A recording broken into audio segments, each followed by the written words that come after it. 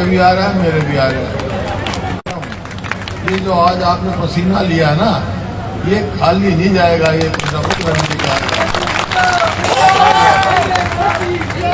देखिए बात तो सारी विस्तार से मेरे पूर्व वक्ताओं ने, रतन सिंह जी ने, हमारे अध्यक्ष जी ने, उदयभान जी ने, जयप्रकाश जी ने सारी बताई।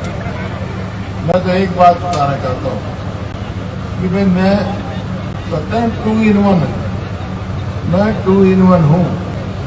2 in 1 कैसे? एक मैं कांग्रेसी भी हूँ पक्का और आर्य समाजी भी हूँ। जात पात में की नहीं रखता, कांग्रेस भी नहीं रखती सबको। और यही कारण है कांग्रेस पार्टी ने संविधान में आरक्षण दिया दलितों को कि हमारे समाज जो है बराबर तरक्की करे, सब आगे बढ़े। और आपके धारक बरादरी में जो आकर मेरा और आपका रिश्ता ही दूसरी किस्म का है, क्योंकि मेरे दादा चौधरी बातूराम जी ने 2 काम किए थे। एक तो सबसे पहले दलितों को अपने कुएं पर चढ़ाया था, जो छूत छात चरम सीमा पे थी। आज से 100 साल पहले चरम आदमी अपने कुएं पे चढ़ाया था। बड़ा भारी विरोध हुआ समाज में, लेकिन उन्होंने मजबूती से साथ थे, जलदार थे। और दूसरा, उन्होंने भाई दलित के घर, और वो धामड़ गांव में परबाती की दादी के घर खाना खाया था।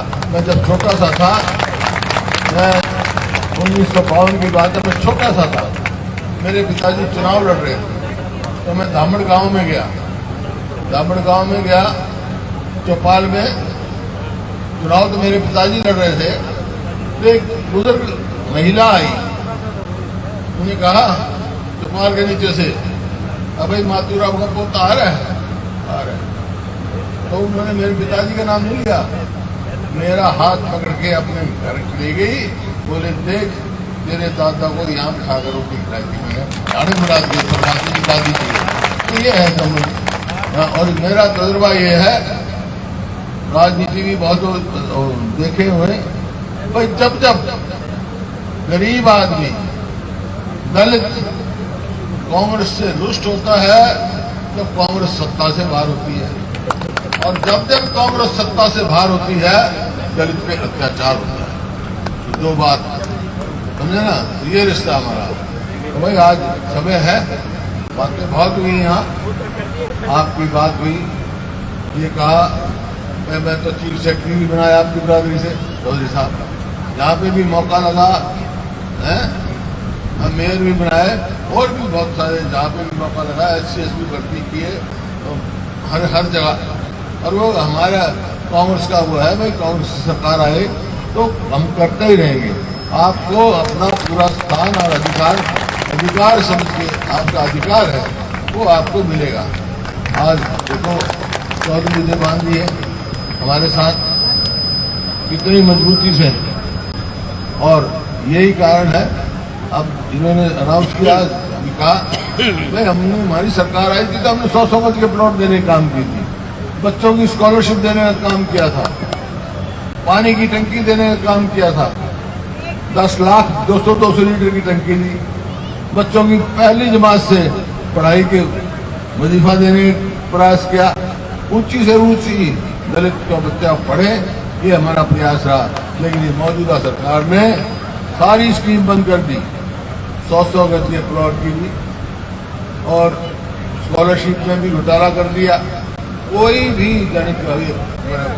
PP परिवार पहचान पत्र, पेंशन कार्ड दी। तो भाई वक्त आएगा, देखो मैं ज्यादा तो कहता नहीं, 2-4 बात कह के जा रहा हूँ आपका। अब राहुल गांधी जी ने कहा कि मनरेगा 100 दिन की दिहाड़ी कम से कम 400 होनी चाहिए, और हम तो 400 की बात करते हैं। ये कहते हैं अब तो 5 किलो अनाज फ्री दे रहे। 5 किलो अनाज फ्री का मतलब कितना हुआ भाई? 3.25 रुपए रोज के। हम 400 रुपए रोज के देने की बात कर रहे हैं, ये 3.25 में खुशी कर रहे हैं। अजीब बात नहीं, तो मैं आज समझ चुके हैं इनके साथ कोई नहीं रहेगा। हमारी सरकार आएगी तो हरियाणा में मनरेगा का भी सबसे, देश में सबसे ज्यादा भाव देने आने की बात है। हम जब देना था तो चीनी भी देते थे, तेल भी देते थे। ये तो ऐसे आने वाला काम करते हैं। और भाई 100 गज के प्लॉट शुरू करेंगे।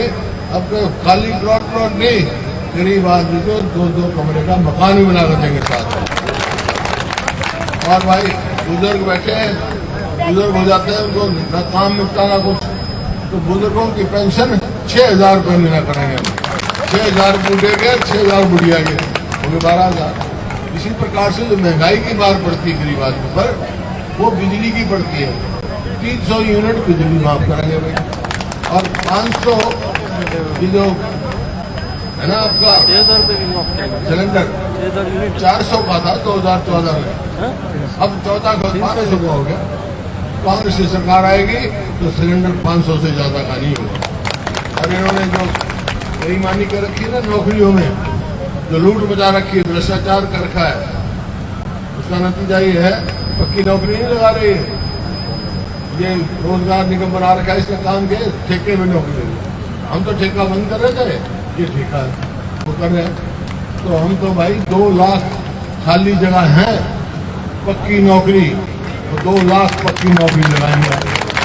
आपकी बात कोई स्वास्थ्य और बहुत सारे काम हम घोषणा पत्र में देंगे। आज तो आप आए हो, मेरे को पूरा भरोसा है। ऐसे तो सारे दल अपने देखो, आपने साथ दिया ना, अपने साथ दिया तो हरियाणा में सबसे ज्यादा वोट कांग्रेस की आई।